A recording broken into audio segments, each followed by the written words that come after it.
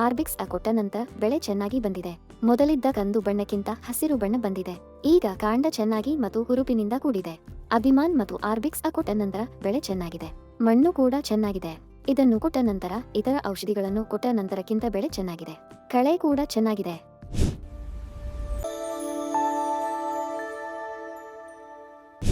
ನಮಸ್ಕಾರ, ನನ್ನ ಹೆಸರು ವಿಜಯಲಕ್ಷ್ಮಿ. ನಾವು ತಿರುಪೂರು ಜಿಲ್ಲೆಯಲ್ಲಿ ವಾಸಿಸುತ್ತಿದ್ದೇವೆ. ನಮಗೆ 6 ಎಕರೆ ತೋಟವಿದೆ.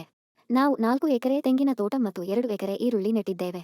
ನಾವು ಈರುಳ್ಳಿ ನೆಟ್ಟು 35 ದಿನಗಳಾಗಿವೆ. ಆರಂಭದಲ್ಲಿ ನಾವು ರಾಸಾಯನಿಕ ಗೊಬ್ಬರಗಳನ್ನು ಬಳಸಿದ್ದೇವೆ.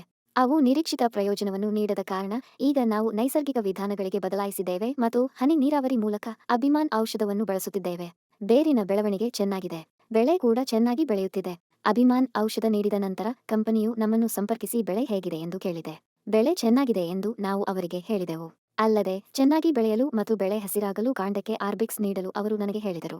ಆರ್ಬಿಕ್ಸ್ ಅನ್ನು ಹನಿ ನೀರಾವರಿ ಮೂಲಕ ಹಾಕಬೇಕು. ಆರ್ಬಿಕ್ಸ್ ನೀಡಿದ ನಂತರ ಬೆಳೆ ಚೆನ್ನಾಗಿದೆ. ಮೊದಲಿದ್ದ ಕಂದು ಬಣ್ಣಕ್ಕೆ ಬದಲಾಗಿ ಅದು ಹಸಿರು ಬಣ್ಣದಾಗಿದೆ. ಈಗ ಕಾಂಡ ಚೆನ್ನಾಗಿದೆ ಮತ್ತು ಹುರುಪಿನಿಂದ ಕೂಡಿದೆ. ಅಭಿಮನ್ ಆರ್ಬಿಕ್ಸ್ ನೀಡಿದ ನಂತರ ಬೆಳೆ ಚೆನ್ನಾಗಿದೆ.